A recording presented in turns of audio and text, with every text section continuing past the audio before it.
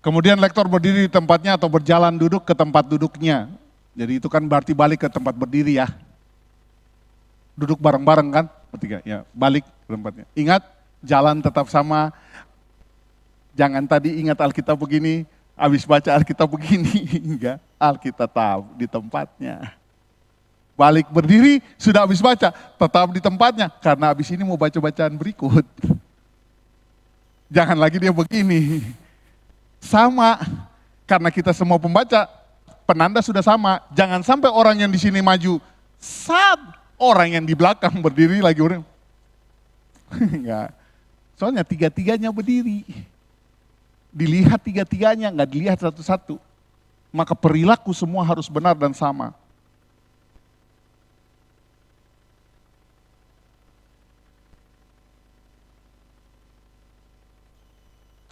Boleh?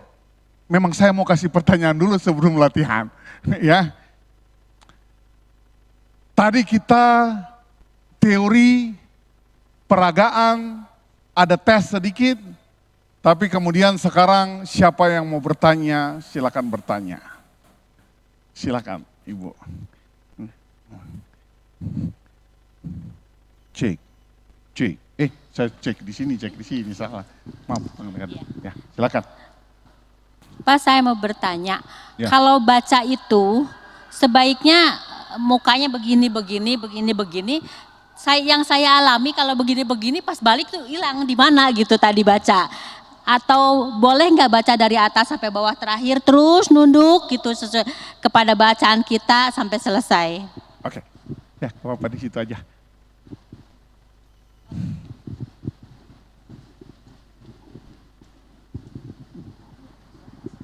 Gak usah angkat-angkat kepala.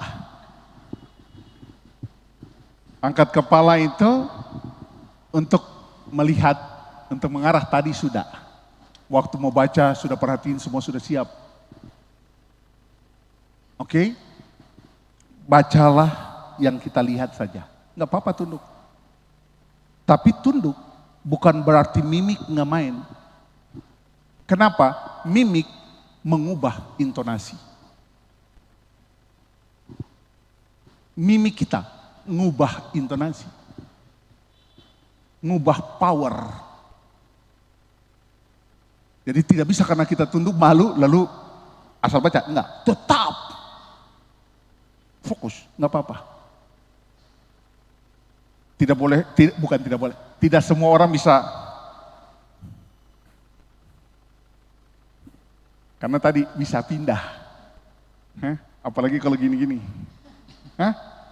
Dia turun ke bawah, nyambungnya yang di bawah celaka. Nggak apa-apa, baca konsentrasi saja. Nggak apa-apa.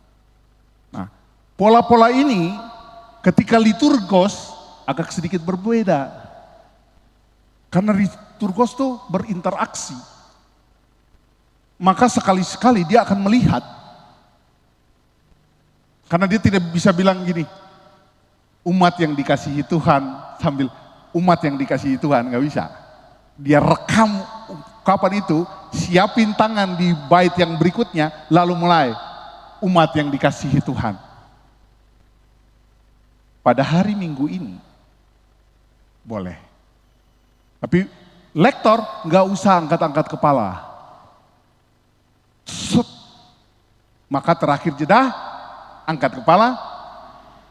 Demikianlah sabda Tuhan. Ingat, jangan buru-buru. Demikianlah sabda Tuhannya. Kalem. Demikianlah sabda Tuhan. Jadi orang dibikin ketat. Ada anggukan kepala yang saya main. Jadi dia tidak, demikianlah sabda Tuhan. Enggak. Ada anggukan kepala yang saya mainkan. Demikianlah sabda Tuhan. Ya, itu interaksi. Supaya orang, syukur kepada Allah. Gitu ya. Jadi orang di sini ngomong syukur kepada Allahnya tuh juga syukur kepada Allah. Kenapa? Karena kita tadi demikianlah sabda Tuhan. Tapi kalau kita demikianlah sabda Tuhan, syukur kepada Allah. Ya. Ada lagi? 2, 3, yang kedua dulu, nanti yang ketiga. Ya silakan Ibu. Habis ibu baru, oh, itu bunyi nggak? Tes. Ibu duluan, boleh. Ya, Pak menyambung tadi pertanyaan Ibu Rida ya. Iya. Kalau di Kebon Jati kan Pak, itunya sudah ada di sana. Nah, gimana? Apanya yang sudah ada? Tulisannya Pak semua Iya. dari awal sampai akhir pembacaan Alkitab. Iya. Berarti kan tidak dibaca di sini, dibaca Iya. di sana. Iya. Berarti kan pandangan kita otomatis pada jemaat Pak. Nah itu gimana sikap kita? Jadi kalau kita baca itu sudah ada tertulis Pak di situ.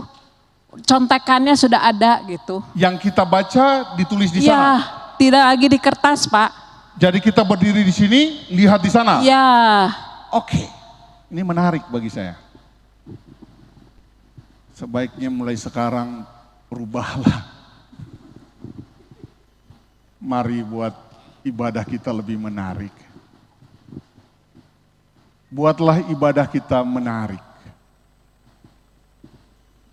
Catatan saja, kan mumpung lagi pembinaan untuk melakukan yang terbaik buat kebaktian. Hal-hal yang menarik di dalam pembacaan Alkitab, ditulis saja ayatnya, supaya orang teringat. Misalnya yang kayak tadi, Sefanya 1 ayat 7, dilanjutkan 12 sampai 16, itu ditulis pep. Supaya konsentrasi orang adalah kepada pembacanya, untuk mendengar suara bacanya. Dan sang pembaca pun, sana ada orang kalau tulisan kekecilan tidak kelihatan, gede kelihatan, kelewatan dan segala macam. Saya lagi ngobrol dengan orang yang ada di sini, saya lagi menyampaikan, tapi pandangan saya di sana jelas. Kenapa? Main mimiknya susah. Karena konsentrasi kita terlalu jauh. Saat ke distrak. Kalau salah, orang di situ mukanya salah, kita di sini kelabakan. Ada yang salah di gua nih. Jadi sebaiknya saran saya ketika baca Alkitab, di sana nggak tulis uraian tulisannya. Biarlah sang rektor berperan. Supaya maknanya tuh tersampaikan dengan baik. Gitu. Jemaat dilatih untuk mencoba mendapatkan itu dari narasumber tanpa membuang karena kalau semua orang melihat ini ya, kan ini tulisan pasti muncul di sini juga buat jemaat juga. Jadi jemaat begini, wah enak jemaat di sini ya. Kebaktian gak perlu bawa Alkitab. Semua disediain. Bahaya. Hilangin. Kita mau bikin jemaat untuk datang bawa Alkitab lu dari rumah. Datang ke tempat ibadah, bukan datang nonton konser. Hilangin. Supaya mereka ada beda. Kenapa? Karena ini lagi mau berbeda nih. Yang lagi mau baca lagi mau berbeda nih. Maka hilangin saja. Kalau menurut saya sebaiknya. Gak usah ditampilin bacaannya. Jemaat silakan mau pakai handphone, mau pakai apa, biarin. Supaya sang fungsional di sini ini berjalan dengan baik. Takutnya ibu bapak lagi baca Alkitab, elektronik keganggu. Buyar. Pembacaan Alkitab dihentikan sebentar karena gangguan elektronik. Layar mati hidup. Mati kita di sini. Sebaiknya jangan. Saran saya. Bukan untuk apa-apa, tapi the best praktisnya itu karena ada simbolisasi, ada segala satu, mimbar berperan. Mimbar berperan. Saran saya seperti itu. Ya Bu. Silakan Ibu. Cek, menyambung yang tadi Pak, jadi berarti jadi ada dua pertanyaan saya. Ya. Kalau untuk yang bacaan yang ditayangkan, ini bermula juga sebenarnya semenjak pandemi. Karena kan kita tadinya nggak ada ibadah di sini, kemudian ditayangkan, terus jadi kebiasaan. Kesatu yang pertama itu, yang kedua saat ini kita pakai TB2. TB2 itu belum ada versi digital Alkitab, dan jemaat yang punya juga masih sedikit. Sehingga kami dari PJ Kebaktian juga menampilkan itu dengan mengedit. Jadi memang itu manual dibikinnya Pak, nggak dicomot dari versi digital gitu ya. Itu untuk membantu jemaat. Tapi terima kasih kalau memang nanti tidak ditayangkan, mungkin untuk lektor lebih mudah karena selain di sana kita kertas tetap disediakan gitu. Ya. Karena itu juga satu gimana nyamannya yang baca. Ya. Yang kedua juga ya untuk menghindari tadi itu yang elektronik. Tapi terima kasih, ini nanti akan kami bicarakan juga di PJ Kebaktian. Pertanyaan saya yang kedua, di dalam Alkitab Perjanjian Lama ada beberapa ayat yang diakhiri dengan demikianlah firman Tuhan. Kemudian kan kita baru, nah itu bagaimana mengakalinya Pak supaya karena biasanya jemaat ketika kita waktu baca ayat demikianlah firman Tuhan, jemaatnya udah langsung. Oke. Ya, itu Pak. Baik. Terima kasih. Ya, saya tambahin sedikit. Yang pertama, pandemi membuat banyak perubahan untuk membuat segala sesuatu berjalan dengan baik. Setelah pandemi, kembalikanlah ke kodratnya segera. Supaya jangan orang terbiasa dengan hal yang tadi. Itu yang pertama. Yang kedua, justru lagi lebih enaknya nih. Ada yang belum pakai terjemahan baru kedua, ada yang masih pakai yang lama. Di saat itu, semua jemaat akan terkonsentrasi dengan siapa yang baca di. Ini waktunya. Di waktu yang tepat. Lektor membaca dengan baik, yang belum punya TB2 mau nggak mau dia dengar.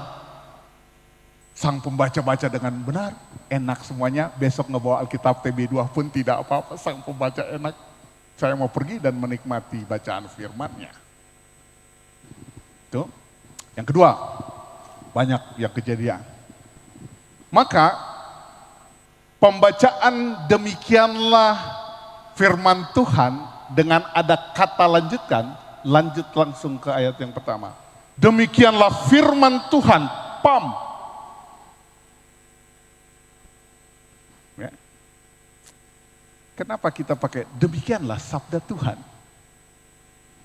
Karena di Alkitab banyak tertulis demikianlah firman Tuhan. Dibandingin dengan demikianlah sabda Tuhan. Kenapa jemaat terperangkap? Karena setiap kali kita membacakan demikianlah sabda Tuhan, kita nggak pernah kasih jeda. Demikianlah sabda Tuhan. Kita selalu demikianlah sabda Tuhan. Makanya ketika kita baca Alkitab kita bilang demikianlah firman Tuhan, mereka pikir selesai. Karena sama. Tapi kalau kebiasaan tutup kita adalah demikianlah firman Tuhan. Maka orang dapat tekanan, demikianlah firman Tuhan, dia yakin itu bukan nutup, karena nutup itu ada jeda. Biasa, no problem. Kita nggak bisa ngubah banyak, ngubahnya dari cara. Kembali kepada tadi, demikianlah sabda Tuhan. Orang akan terngiang. Bahwa 1-2 kali dia masih begitu, tidak apa-apa. Demikianlah sabda Tuhan.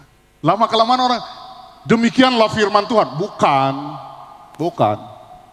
Karena tekanan suara, komando ada di sini, gitu ya. Jadi nggak apa-apa, itu biasa. Ya, itu biasa. Supaya jangan nanti ngerubah kita mau cepat ke ujung. Cuman takut itu ya. Akibat takut lebih panjang, lebih cepat. Oke? Ada lagi pertanyaan sebelum kita masuk latihan? Silakan Pak.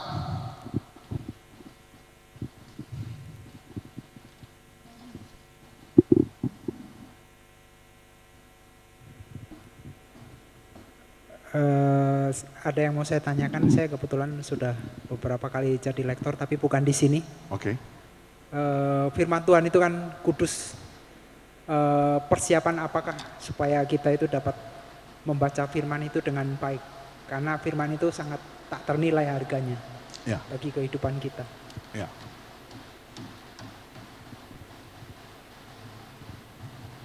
Satu, doa. Yang kedua, jangan katakan saya lektor kalau saya tidak pernah punya persekutuan pagi untuk membaca firman Tuhan. Kenapa? Karena membaca firman setiap hari itu melatih kita untuk mengerti. Membaca di sini adalah pengalaman pribadi yang sudah mendengar firman ini kalah hari-hari kita. Sehingga cerita ini mampu kita delivery. Kekudusannya tadi. Mau masuk lebih dalam lagi, tadi poin-poin yang saya bilang. Cek konteksnya apa. Cek struktur bahasanya apa. Tapi itu kan lebih dalam, harus tanya jagoan-jagoan yang ada. Tapi paling enggak kita mengerti apa yang sedang terjadi dalam tulisan. Nanti bahannya bisa dibagi. Jadi ngelihat itu. Tapi yang terpenting bagi seorang lektor adalah setiap hari harus membaca firman. Dan kekudusan firman itu akan muncul. Kenapa? Karena kita tidak, yang tadi saya bilang, bukan besok hari Minggu depan saya bertugas baru saya membaca, bukan. Tapi karena kebiasaan saya setiap hari membacanya. Membuat firman itu sudah berarti bagi saya, sehingga saya bisa membawakan cerita kekudusannya ke depan. Gitu Pak. Tapi ilmu pertamanya adalah doa dan baca setiap hari. Kudusnya akan datang. Karena kita tidak bisa ngapa-ngapain itu firman, Roh Kudus yang bekerja. Kita meminta Roh Kudus memimpin kita untuk membacakan dengan baik. Lalu kita berlatih bagaimana setiap hari membacanya. Udah baca, yang mau ditugaskan diulang-ulang sampai memahami dengan benar. Karena kita belum dapat intinya bagaimana kita berbagi beritanya. Maka kita ulang sehingga firman ini melekat di hati saya. Ketika dia sudah melekat di hati saya bisa bercerita dia kepada orang lain. Kalau sama baca untuk orang lain nggak dapat, gitu kira-kira Pak. Ada lagi?